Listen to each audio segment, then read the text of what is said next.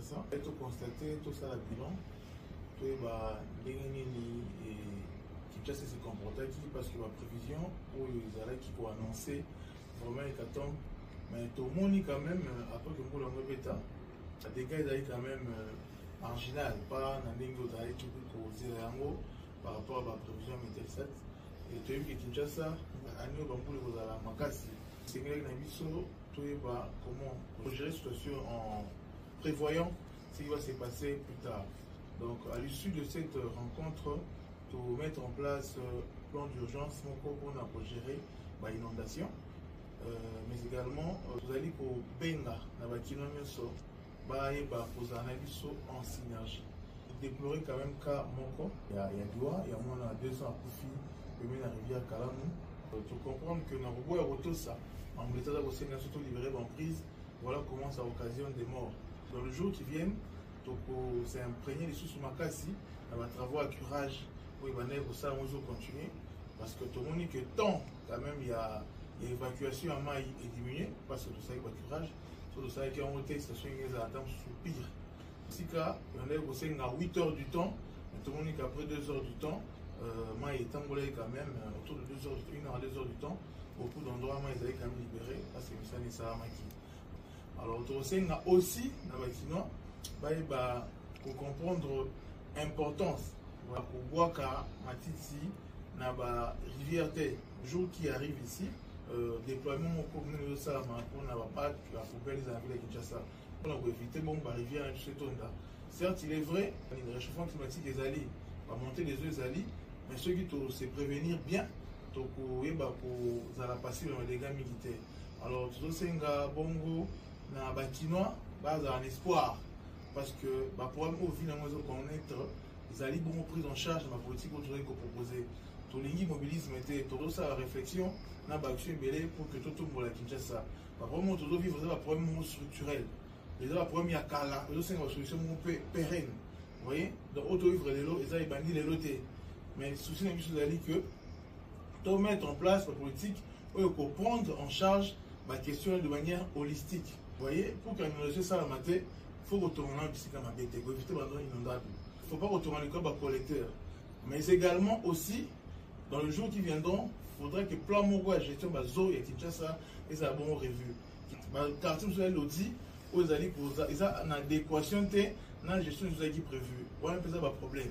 Alors, de mettre en place une commission où ils vont gérer de manière très approfondie la question de l'inondation pour que l'objectif soit atteint. Kinshasa après la pluie torrentielle des Sahara, 0 inondation, 0 mort. Dans ce cas, la Bissonioso, tous à la Elongo. Parce que quand on a fait la Kinshasa, les responsabilités à Tata Mokonzambo Kate, non plus que le gouvernement ni le gouvernement provincial, tout le gouvernement de Bisso, les alliés intégration à Bissonioso. Afin que la situation soit la solution.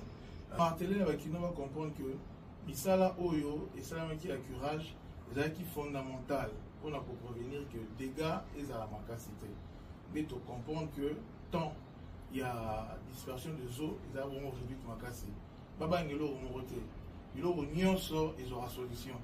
Il y a des villes qui traversent la situation pire que nous. Mais Balonga voilà. Et aussi l'inondation est partout. On a une vie très avancée. Mais prise en charge, on est déterminant. Mais ils sont très concentrés au sein avec l'inondation, vraiment, ils ont une affaire révolue pour la ville de Kinshasa. Vous voyez, prise en charge, à maille, ils ont bon rapide. Vous avez un espoir. Il y a un exemple parce que la solution, elle est comme sur la Gaka. Donc, nous avons un lobby, vraiment, Kinshasa et Zobon. Bonjour, bonjour tout le monde. Pour ceux-là qui ont du mal à reconnaître, nous sommes bel et bien sur l'avenue Nabokassa, donc la route principale qui mène vers le grand marché. Nous ne sommes pas à Brazzaville, nous ne sommes pas au fleuve. C'est-à-dire, vous pouvez voir par vous-même, la route elle est totalement inondée. Il n'y a pas moyen de passer. Donc, parce que 500 francs, Brazzaville, au Katiti Brazzaville, au Zogi, c'est vraiment malheureux. Daniel Bumba, Kinshasa et Zobonga, Tilelo, Tomoni Sika Kinshasa et Bongité. C'est vraiment malheureux pour nous. Nous avons constaté la présence du bourgmestre de la commune de Barumbu. Donc, il est venu constater les faits.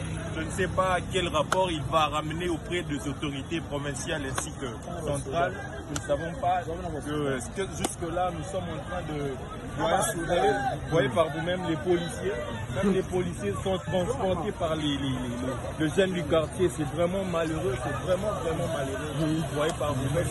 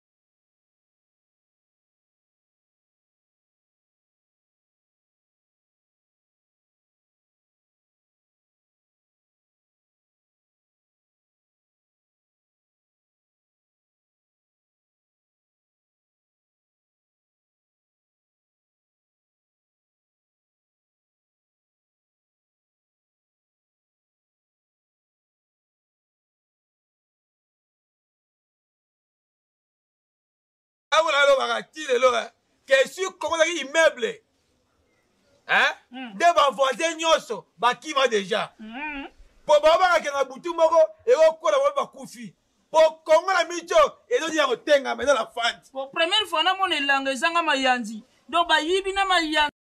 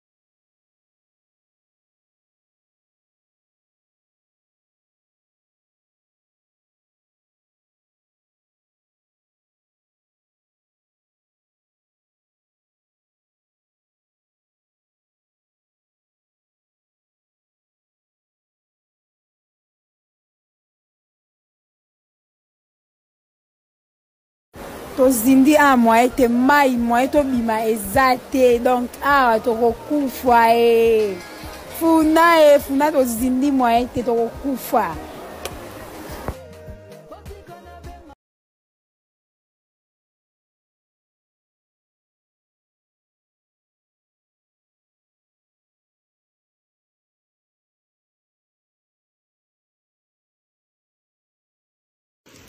Alors moi qui n'ai pas voulu faire du tout, je n'ai pas moi tout n'a pas la mon état ya carte na bisi.